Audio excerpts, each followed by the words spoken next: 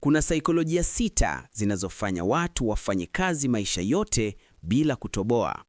Kuna watu wanaamka asubuhi mapema, wanafanya kazi kwa bidii, wana ndoto, lakini miaka inapita, ndoto hazitokei. Swali ni, tatizo ni kazi au ni akili? Leo hatutazungumzia pesa tu, tutazungumzia akili inayokufanya ufanye kazi maisha yote bila kutoka kwenye mstari. Akili ambayo haionekani lakini inatawala maamuzi yako kila siku. Kama uko tayari kujiona kwa ukweli, endelea kusikiliza. Saikolojia ya kwanza, kubadilisha muda na pesa. Akili ya watu wengi imefundishwa kuamini jambo moja tu: nikifanya kazi kwa muda mwingi zaidi, nitapata pesa nyingi zaidi. Hii ni saikolojia ya hatari sana, kwa sababu muda una kikomo, pesa hazina kikomo. Unapofundishwa kubadilisha muda wako na pesa, unakuwa mtumwa wa saa. Huwezi kupumzika bila hatia, huwezi kusimama kufikiri, kwa sababu ukisimama, kipato kinasimama. Akili yako inaamini kuwa thamani yako ipo kwenye kuchoka kwako. Ndiyo maana watu hujivunia kusema nimechoka sana, lakini waliofanikiwa hawauzi muda, wanajenga mifumo. Ukibaki na saikolojia ya kubadilisha muda na pesa, utafanya kazi maisha yote, lakini hautoboi kamwe. Sio kila anayefanya kazi kwa bidii kuwa atafanikiwa. Angalia mfano wa mtu anayeamka mapema saa 11 kijijini na kwenda shamba kila siku. Kwa kiasi kikubwa, maisha yake hayajabadilika sana.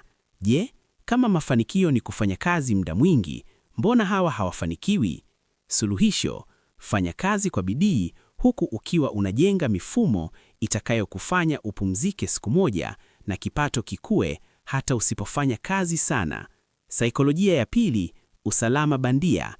Akili ya binadamu inapenda usalama, hata kama huo usalama ni wa uongo.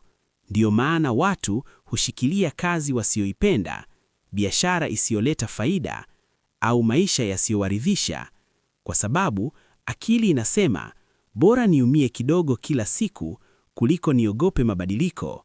Usalama bandia hukufanya kuamini kuwa mshahara mdogo ni afadhali kuliko hatari.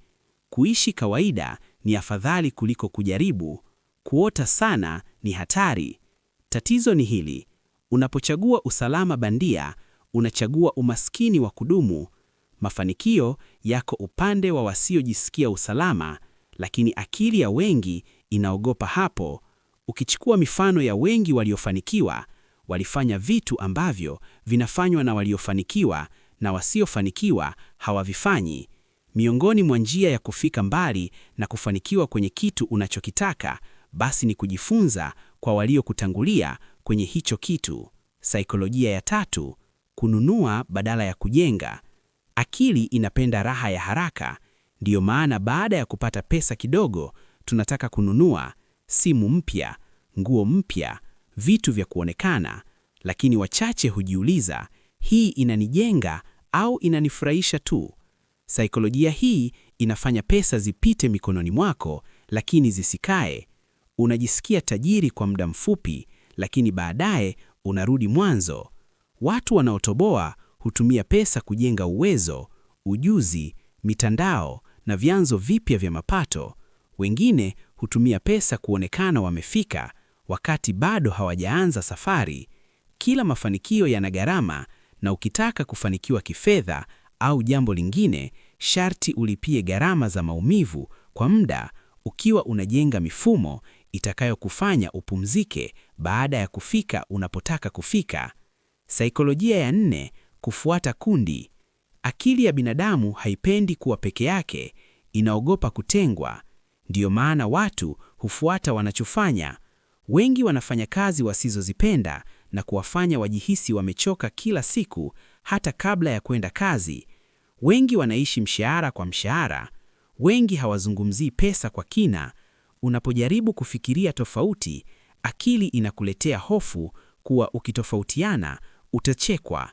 Lakini ukweli ni huu: huwezi kufanikiwa kwa kufikiria kama wengi. Mafanikio yako yako kwa wachache, na wachache hufikiria tofauti. Ukifuata kundi, utaishia pale kundi lilipo. Kama waliofanikiwa ni wachache, basi na wewe inakupasa ufikiri kama hao wachache waliofanikiwa na sio kama wengi hawajafanikiwa.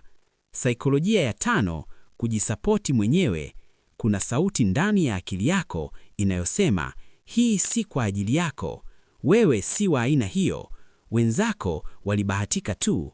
Hii ni saikolojia ya kujidharau kimya kimya. Watu wengi hawashindwi kukosa uwezo, wanashindwa kukuacha kujaribu kabla hawajaanza. Unapojiona mdogo, maamuzi yako yanakuwa madogo. Unakataa fursa kabla haijakukataa.